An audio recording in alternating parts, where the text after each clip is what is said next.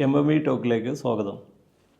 നമ്മൾ ഇന്നിവിടെ ഡിസ്കസ് ചെയ്യുന്ന ചില കാര്യങ്ങൾ, ഒരു ഓൺട്രപ്രണർ അദ്ദേഹം ഏതൊക്കെ രീതിയിലാണ് അദ്ദേഹത്തിൻ്റെ ബിസിനസ് ജീവിതത്തിൽ പ്രൊഫഷണലായിട്ട് പഠിക്കേണ്ട കാര്യങ്ങൾ, അതായത് ഒരു നിലവിലുണ്ടായിരുന്ന ഒരു സാഹചര്യത്തിൽ ബിസിനസ് ചെയ്ത് വന്ന ഒരാളല്ല ഞാൻ ഉദ്ദേശിച്ചത്. പുതുതായിട്ട് ഒരു ബിസിനസ് ലൈഫിലേക്ക് ഇറങ്ങുമ്പോൾ അദ്ദേഹം പഠിക്കേണ്ട കാര്യത്തിൽ അയാൾക്കൊരു വ്യക്തത ഇല്ലായ്മ, എവിടെ തുടങ്ങണം, എങ്ങനെ തുടങ്ങണം എന്നറിയാത്ത ഒരു സാഹചര്യമുണ്ട്. കാരണം ഇന്ന് ബിസിനസ് മോട്ടിവേഷൻ അല്ലെങ്കിൽ ട്രെയിനിങ് എന്ന് പറഞ്ഞിട്ട് നമുക്കറിയാം, ഇന്ന് നമ്മുടെ സമൂഹത്തിൽ ഒരുപാട് കാര്യങ്ങൾ നടന്നുകൊണ്ടിരിക്കുന്നുണ്ട്. അപ്പോൾ ആളുകൾക്ക് ഇത് എങ്ങനെ സ്റ്റാർട്ട് ചെയ്യണം, ഇപ്പോഴും അതിനെക്കുറിച്ചൊരു മടി, പ്രത്യേകിച്ച് ന്യൂ ജനറേഷൻ ആയിക്കോട്ടെ മറ്റുള്ളവരായിക്കോട്ടെ, അവർക്ക് ആ ഒരു വ്യക്തത ഇല്ലായ്മ ഉണ്ട്. അതിനെക്കുറിച്ചൊന്ന് സംസാരിക്കാമോ സാർ? ഇതിൽ നമ്മൾ ആദ്യം മനസ്സിലാക്കേണ്ടത്, ഒരു ഓൺട്രപ്രണർ ലൈഫും ഒരു കരിയർ ലൈഫും ടോട്ടലി ഡിഫറെൻ്റാണ്. ഒരു ഓൺട്രപ്രണർ ലൈഫ് എന്ന് പറയുന്നത് തീർച്ചയായും റിസ്ക് എടുക്കാൻ തയ്യാറുള്ള, ഒരു കാൽക്കുലേറ്റഡ് റിസ്ക് എടുക്കാൻ തയ്യാറായിട്ട് മുന്നോട്ട് വന്ന ആളുകളാണ് ഓൺട്രപ്രണേഴ്സ് എന്ന് പറയുന്നത്. കരിയർ ലൈഫ് അങ്ങനെയല്ല. നമുക്ക് കൃത്യസമയമുണ്ട്, ആ സമയം റെസ്പോൺസിബിലിറ്റി അത് കഴിഞ്ഞാൽ കഴിഞ്ഞു. ഓൺട്രപ്രണറെ സംബന്ധിച്ചിടത്തോളം ഈ ബിസിനസ്സിൻ്റെ അൾട്ടിമേറ്റ് റെസ്പോൺസിബിൾ ഇയാളാണ്. അപ്പോൾ അതിന് തക്കം പാകപ്പെടേണ്ടതുണ്ട്. അതിലേറ്റവും പ്രധാനം എന്ന് പറഞ്ഞാൽ മൈൻഡ് സെറ്റ് മാറണം.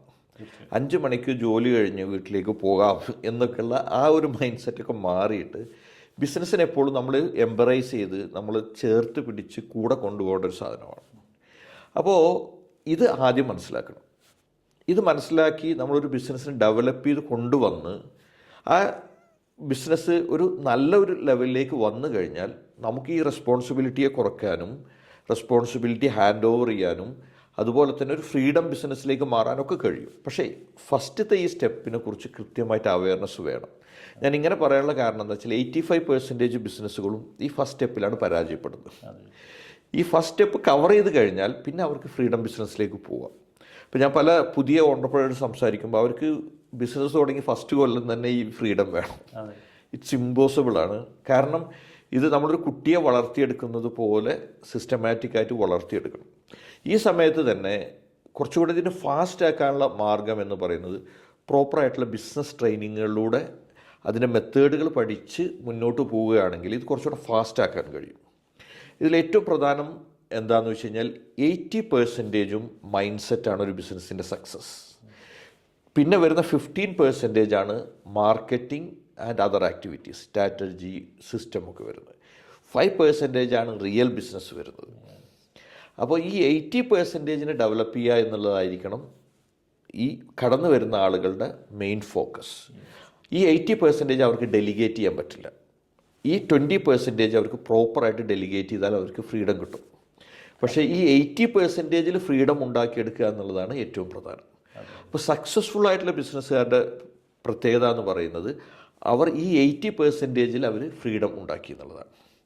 ഈ 20% നമുക്ക് പല ആളുകൾക്കും ഡെലിഗേറ്റ് ചെയ്ത് കൊടുത്തു കഴിഞ്ഞാൽ ഫ്രീഡം ഉണ്ടാക്കും. ഈ 80% കുറിച്ച് കുറച്ചുകൂടെ മനസ്സിലാക്കേണ്ടത്, ഈ 80% എന്ന് പറയുന്നത് ടോട്ടൽ വെൽബീയിങ് ഓഫ് ഓൺട്രപ്രണർ എന്ന് പറയാൻ പറ്റും.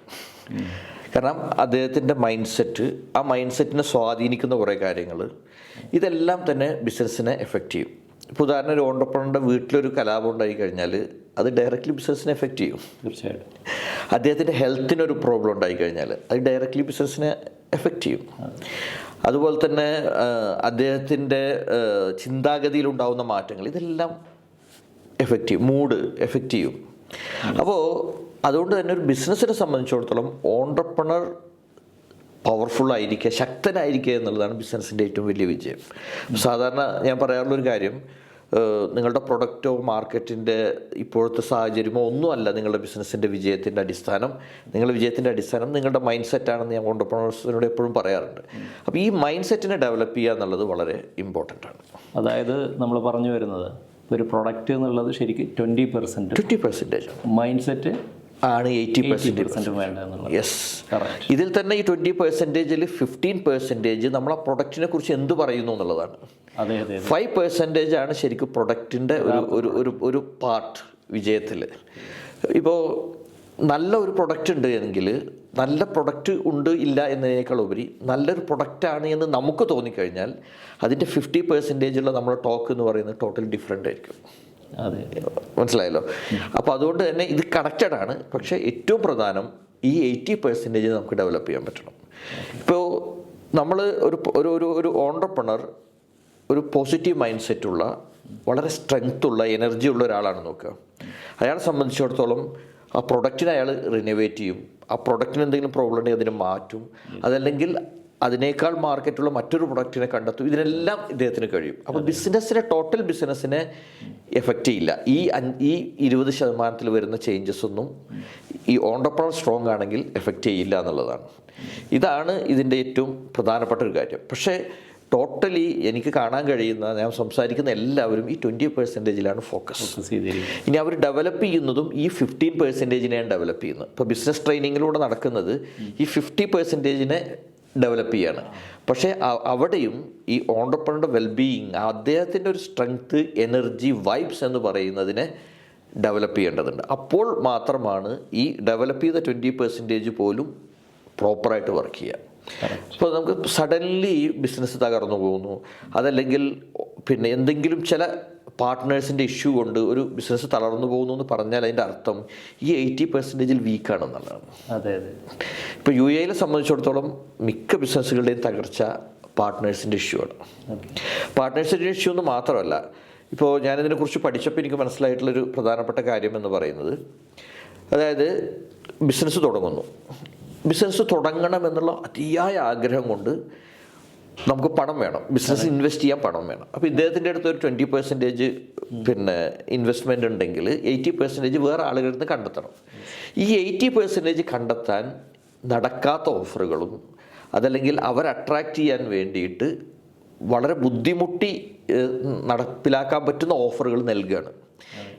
ആവേശം ബിസിനസ് തുടങ്ങാനാണ്, പക്ഷേ ഇവിടെ ഇത് കൊടുക്കുകയാണ്. ഇതോടുകൂടി ഇവർ കുടുങ്ങിപ്പോവാണ്.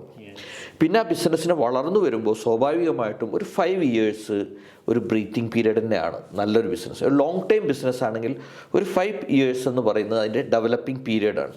ഈ 5 years സപ്പോർട്ട് ചെയ്യാൻ പറ്റുന്ന പിന്നെ പാർട്ട്നേഴ്സിനെ എടുക്കാൻ പാടുള്ളൂ, ഇൻവെസ്റ്റേഴ്സിനെ എടുക്കാൻ പാടുള്ളൂ. ഈ 5 years എന്താണെന്ന് അവർക്ക് വിശദീകരിച്ചു കൊടുത്ത് അതിൽ നിന്ന് അതിനെ ഇൻവെസ്റ്റ് ചെയ്യാൻ തയ്യാറാവുന്ന ആളുകൾ എടുക്കുകയാണെങ്കിൽ ഒരുപാട് ഈ പാർട്ട്നേഴ്സിൻ്റെ ഇഷ്യൂസിനെ ഓവർകം ചെയ്യാൻ പറ്റും. ഇപ്പോൾ ഇവിടെ കാണുന്നതെന്ന് വെച്ചാൽ 2 വർഷം കഴിയുമ്പോഴേക്കും പൊളിഞ്ഞു പോവുകയാണ്. സ്വാഭാവികമായിട്ട് സംഭവിക്കുന്നത് ഇൻവെസ്റ്റ് ചെയ്യുന്ന ആളുടെ പണം പോകുന്നു. ഇത് വലിയ പാഷനായിട്ട് ഒരു 10-20 വർഷം ജോലി ചെയ്ത് എടുത്തു വെച്ച് ഉണ്ടാക്കിയ പണം നഷ്ടപ്പെടുന്നു. ഒരുപാട് പ്രയാസങ്ങൾ ഇതുപോലെ ഉണ്ടാകുന്നുണ്ട്. അപ്പോൾ നിങ്ങൾ ഈ 80% ഡെവലപ്പ് ചെയ്തതിന് ശേഷമാണ് ബിസിനസ്സിലേക്ക് ഇറങ്ങുന്നതെങ്കിൽ കുറച്ചും കൂടി ഈസി ആയിരിക്കുമെന്നാണ് എനിക്ക് തോന്നുന്നത്.